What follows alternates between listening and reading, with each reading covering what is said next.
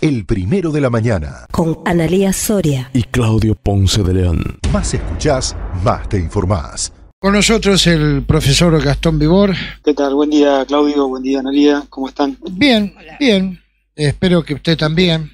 Sí. Lo escuchamos con máxima atención, como siempre lo hacemos. Bueno, Claudio, vamos a hablar hoy, vamos a dejar momentáneamente el tema de la educación para ir al otro tema que me apasiona, que es la historia. Y vamos a tomar, teniendo en cuenta que el martes pasado fue 10 de diciembre, vamos a tomar un poco el hecho de recordar la vuelta a la democracia, ¿no? Ocurrida en el año 1983, o sea, 41 años atrás,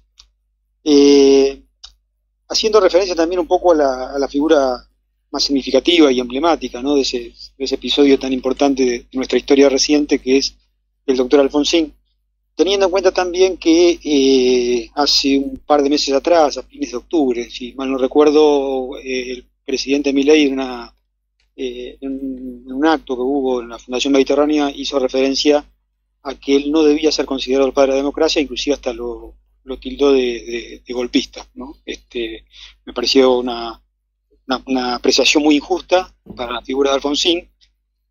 Bueno, y un poco la idea es hacer referencia a este hecho histórico y también un poco reivindicar la figura de Alfonsín en función de eso, que vuelvo a repetir, me pareció injusto. Coincido con algunos elementos, digamos, de pensamiento con respecto a la historia de Milei, por ejemplo, la reivindicación de los hombres de la generación del 80, Alberti, Sarmiento, Roca, etcétera, pero en esto no lo sigo para nada con respecto a su apreciación que hizo con respecto al doctor Alfonsín. Vamos a la historia, entonces. Vamos.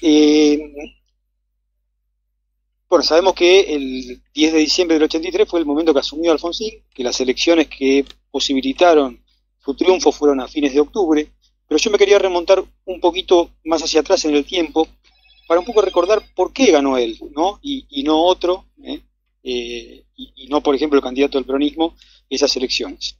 Tenemos que remontarnos hacia el año 82 y la guerra de Malvinas. Obviamente la guerra, bueno, es muy complejo todo el proceso, pero para sintetizar un poco podemos decir que un poco en el fondo de la decisión que toma la Junta Militar de recuperar Malvinas, sobre todo la decisión de Galtieri, tenía que ver con una cuestión política, ¿no? Más allá de que las Malvinas nos pertenecen, de la reivindicación histórica, etcétera, etcétera.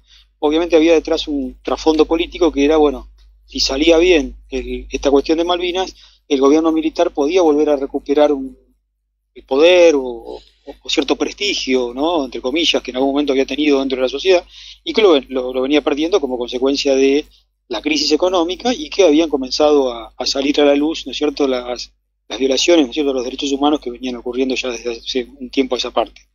Bueno, el Malvinas salió mal, ¿no? Se logró el objetivo contrario al buscado, ¿no? En vez de lograr a través de un triunfo perpetuarse en el poder, es lo que termina, la derrota y el fracaso, lo que termina generando que los militares tengan que salir eyectados, ¿no?, del poder y se abra la posibilidad del retorno a la democracia, ¿no? Correcto.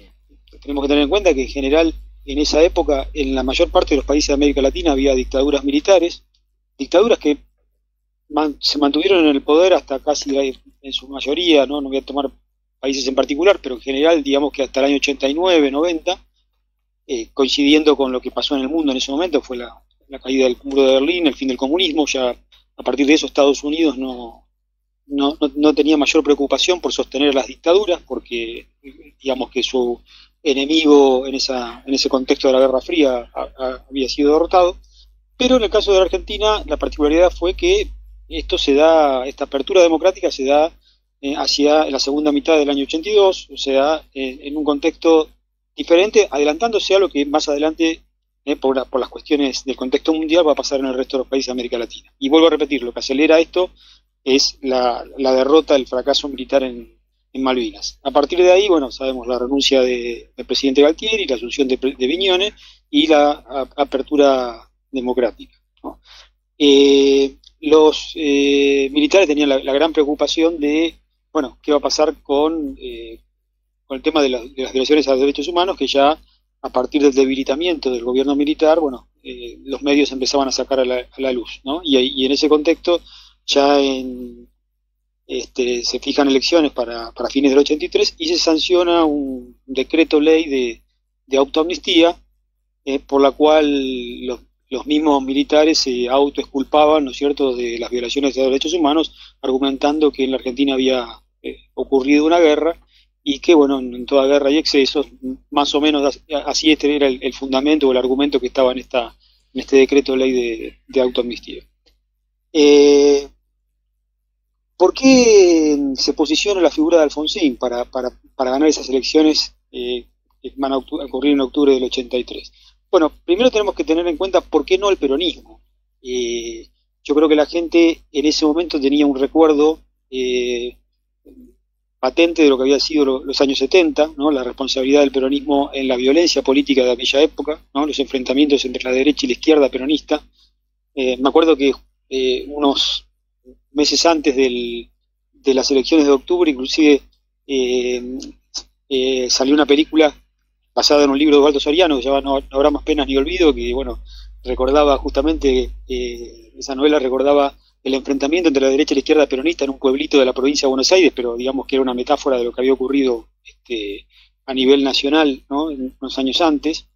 El peronismo no tenía líder político, ya después obviamente Perón muerto, Isabel Perón se había exiliado en España, después de haber estado presa, y su candidato era Italo Luder, una persona, un abogado presentable, digamos, dentro de lo que podían ser los candidatos peronistas, pero que no tenía carisma ni condiciones de liderazgo. Y bueno, algunas otras cosas que no fueron determinantes, pero por ahí las recordamos cuando el que era candidato a gobernador por la provincia de Buenos Aires, ese sí que realmente era impresentable, que era el Niño Iglesias, con la famosa quema de un cajón en uno de los actos previos a las elecciones, ¿no? Un cajón con la bandera radical, etcétera. O sea, todo eso rememoraba o llevaba a rememorar la situación de violencia, ¿no?, que había ocurrido unos años atrás. En cambio, Alfonsín, después de haber ganado la interna dentro del Partido Radical,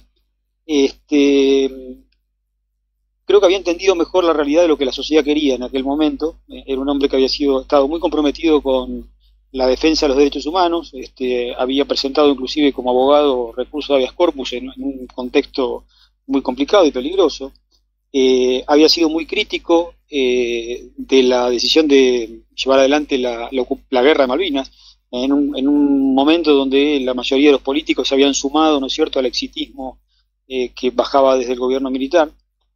Y sobre todo, lo que fue determinante es que, bueno, Alfonsín decía que en el caso de que ganara las elecciones, él iba a promover o impulsar la derogación de la ley de autoamnistía y el juzgamiento a los responsables, ¿no es cierto?, de las violaciones a los derechos humanos en la Argentina. A diferencia del peronismo, que planteaba en ese momento hacer una especie de pacto, vínculo, ¿no?, se hablaba de un pacto militar sindical que consideraba, bueno, que lo mejor para el país era que esa ley o ese decreto de ley de los militares quedara en pie en un futuro gobierno peronista. Bueno, todo eso llevó a que finalmente la sociedad tomara la decisión de elegir finalmente a Alfonsín, ¿no? Ya pesó el recuerdo de lo que había sido el tercer peronismo, digamos, el de Cámpora, Lastiri, Perón e Isabel.